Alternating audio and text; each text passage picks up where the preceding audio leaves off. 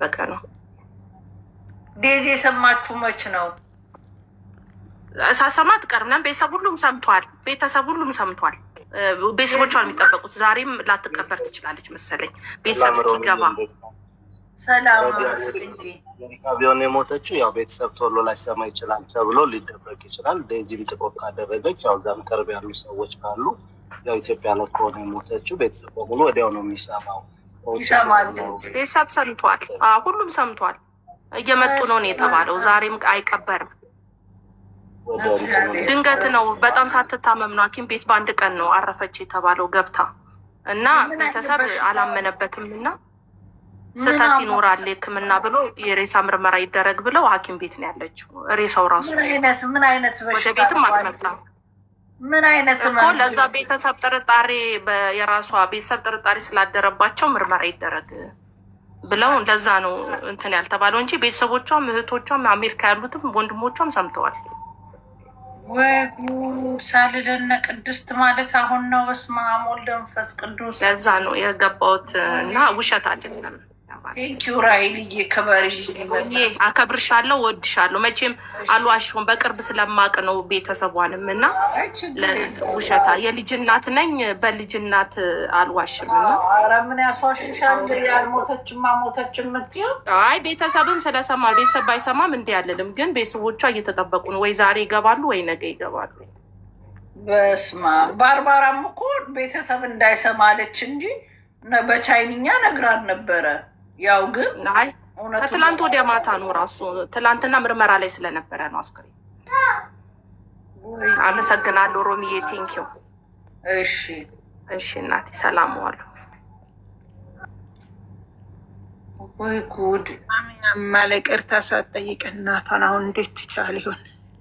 ሶሻል ሚዲያ ላይ እና እናት ባንክ ግን ዛሬ ሰላም ነሽ? ግን በጠዋት ጠጥተሽ ነው? የት ሀገር ነው ያለሽ? ስትረዳ ምናምን ለማቃት ዘንድ ዛሬ ምን ሆና ነው? ግን አረቄ ጠጥተሻል እንደ አንቺ ሴትዮ? ኧረ እንዴት አይነት ህዝብ ነው ያለው? ቅድም አባትሽን ነጭ ቅማል ሰደበች አለች፣ ዝም አልኳት። መልሳ የዴዚ ውሸት ነው ትላለች። አሁን ደግሞ አክስቴ ደግሞ ሞተች ብላ ለእኛ የእሷ አክስት አናቃትም። እኛ እኮ የዴዚና ስለምናቃት ነው። የማናቀው ሰው እኮ ብዙ ሰው በየቦታው በየስንት ነገሩ ሞቷል። እስኪ ቤት ተመታለች ሳቢያት ሮሚ። እስቲ የታለች ቤታዬ? ሮሚ ይቅርታ አልጠየቀችም ነበር? አልተታረቁም ነበር? ታረቁም። አይገርምሽም? ሳይታረቁ የግርሳት ከመጣሽ አንድ ቁጥር ጻፊ። የታይታት ነው አባቴ? ቤታ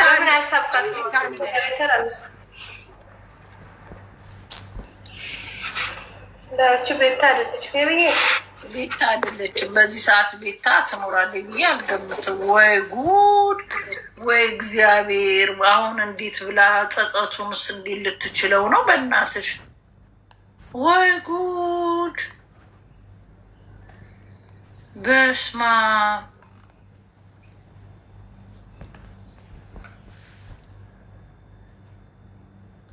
በስማ ወልድ መንፈስ ቅዱስ። በጣም የሚያሳዝን ነገር ነው። በስማ አይ ዜድ፣ አይ በስማም ስታሳዝን ዜድዬ። አበሻ መሀል በእንግሊዘኛ ነው በአማርኛው የምታለቅሰው? ዴዚ ማለትሽ ነው ሮሚ? ዴዚ ምንሆንም በአማርኛ ስታወራ እኮ ኩልትፍትፍ ያለች ናት ሮሚ። ወይ ሀፕን ላደረገው ነገር በጣም አዝናለው። ኦነስትሊ ግን እንደ ሀበሻ እናት ሳወራ ማንም ሰው ወላጅ የሆነው ወልደህየው የሚለው ቃል ቀላል ነገር አይደለም። አሁን እግዚአብሔር ያጽናት። ግን ሌሎቻችሁም በዴዚ እድሜ ያላችሁ ቲኔጀር የሆናችሁ ልጆች ቤተሰብ በሰዓቱ ላይ የሚላችሁ ነገር ምናልባት ከእናንተ ጋር ላይሄድ ይችላል። ግን በተቻለ መጠን ከምንም ነገር ላይ ከቤተሰብ በላይ የሆነ ነገር አታስቀድሙ።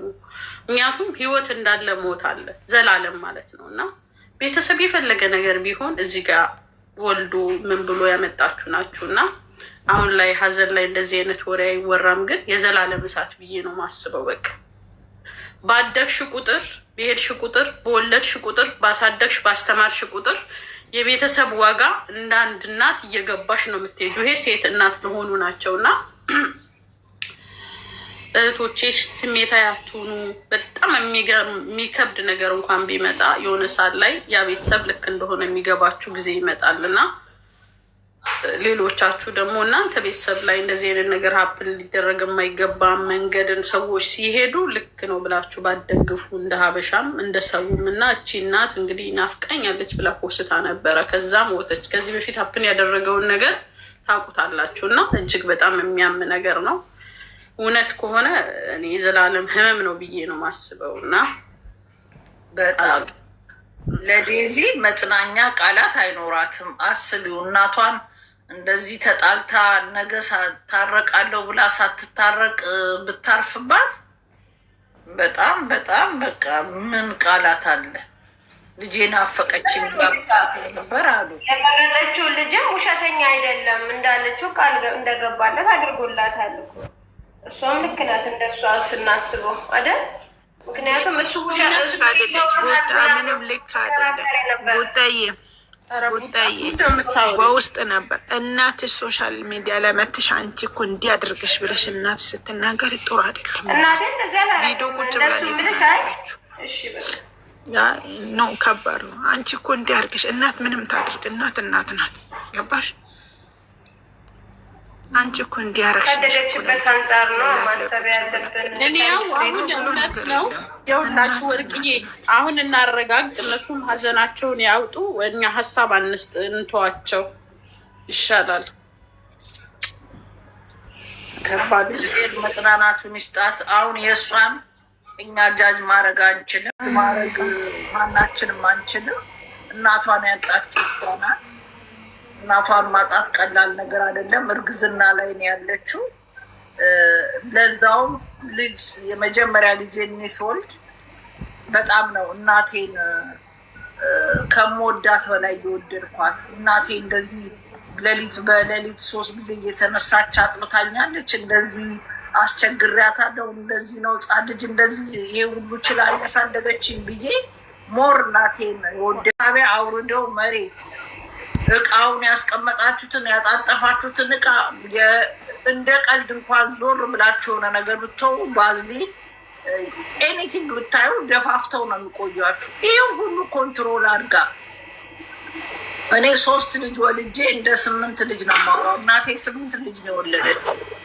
8 ልጅ ኮንትሮል አድርጋ 8 ልጆች ማሳደግ እኔ ከዩኒቨርሲቲ በላይ ነው፣ ከዲግሪዎች ዲግሪ በላይ ነው።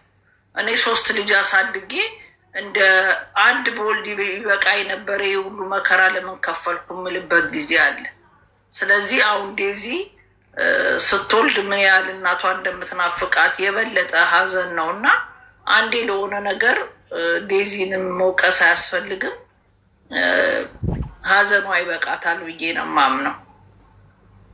መሆን ያለበት ነገር ሆኗል፣ አይመለስም። እና በዛው እጣውን እየገዛችሁ እኛም ሀዘን ላይ ነው ያለ ነው። ሮጦ ያልጠገበ እናቱን ረድቶ ትልቅ ደረጃ ደርሳለሁ ያለ መርከብ ላይ ውሃ ውጦት የቀረ ወንድማችንን አስክሬን የማስገባት ስራ እየሰራ ነው። በጣም የሚያሳዝን ሁኔታ ነው። ዛሬ ነው ትናንትና ነው የሞተችው። አዲስ አበባ ሄዳ እንግዲህ አዲስ አበባ ሄዳ ይሄና ለሳትን ቤቷን ታወጣ። ማን ነው ታድርጉ? መቅዲ ገብተሻል?